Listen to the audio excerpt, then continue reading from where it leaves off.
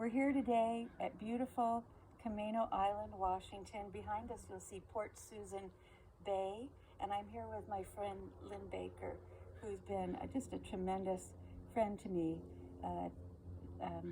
during my husband's illness, his passing, and in my adjustment to widowhood. Now, Lynn herself is not a widow, but she has learned to come alongside me in a way that's very unique. We've often said widowhood is a club that nobody wants to join, and you don't really know until you've been through it. But Lynn is unique in that she does seem to understand and have compassion, almost as if she had been through it herself. So I just wanted to ask you, dear, how have you learned how to come alongside me or anybody that's been widowed? You reminded me of when I was in my early 20s, and my best friend growing up, his father died suddenly during the night, and I went over to the house where his mom was and was with her during those first few critical hours of trying to find phone numbers and let people know. So I think that was the beginning. And then my husband was a pastor, a minister for many years, and it actually was a privilege to be with people when their loved ones were passing, and to be a support to the family then as much as we could. But it really wasn't until my sister lost her husband that I saw a whole another side that I didn't really understand till then. And what is it that you learned from your sister?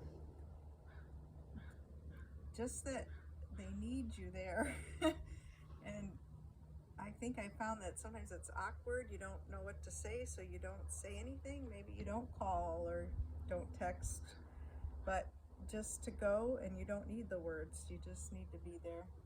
Yeah, and Lynn definitely has that presence and that gift of being there. And she's a very calming person. So, and she's very logical in crisis as well. So that's very wonderful. She also has a servant's heart and just wants to be there and help. All those things just embody who Lynn is. So that's really beautiful. In James 1:27, the Bible tells us that we are to help the widows and the orphans in their distress. And it is certainly a distress like no other I'm aware of. And it is very disorienting, disabling in those early hours, days, weeks, and we find actually in that critical first year. So, Lynn, what was it like? You and I were friends before Bob died. You knew Bob a little. What was it like for you to witness me going through that critical time? Again, I just felt like I didn't have the words for you or the experience or being equipped, but I wanted to be there just to let you know I cared. Yeah. And so that was most important. That being there is super important. And Lynn's also a very good listener. What we've learned is that when someone goes through a trauma, like losing your spouse, you need to tell your story. And sometimes you need to tell it over and over again. I'm sure Lynn could tell you my stories because she's heard them a number of times.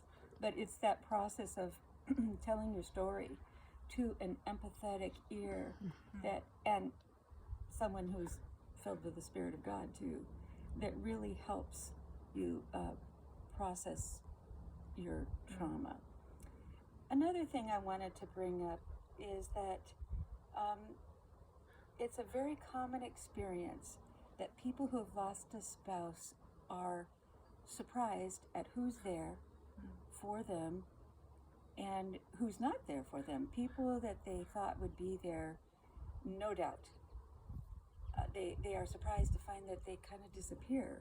And others that they didn't particularly expect to be there seem to come out of the woodwork.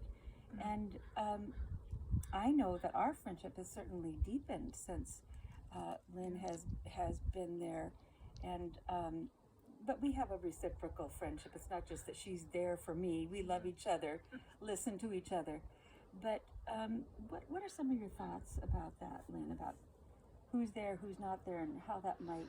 What are your thoughts on that?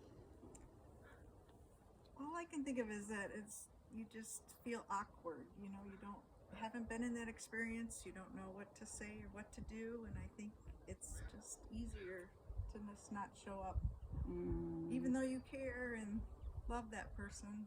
Mm-hmm. And then everything changes, as I'm sure you know, and so then where do you pick up from there?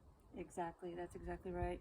And one thing we talked about earlier too is when you're close friends with someone before your spouse dies, they're also friends with your spouse, and so they are grieving the loss of your spouse as well, and that might be a bit overwhelming for them then to come alongside the widowed person because they are also carrying a heavy load of grief.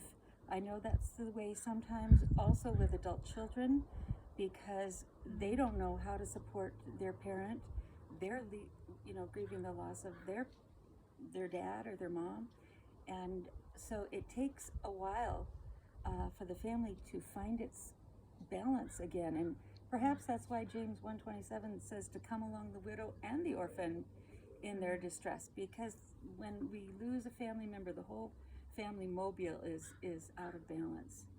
So, Lynn, if there's something that you could say to a friend of a widowed person, let's just say a woman who's lost her spouse, what would you like to say to that friend? And just talk to them heart to heart. I always think prayer is the most important. But then when you're praying for your friend, then it changes you, and to act on that, that you need to reach out and let them know that you care, that you're praying, and that you're there, whatever they need. That's right. Yeah. And Lynn has been very specific too, because sometimes if we say, if you ever need anything, let me know, the person who's been widowed doesn't have the gumption to even have the initiative to reach out many times. But one thing Lynn has done that's been very helpful, she's been very practical. Can I bring you a salad?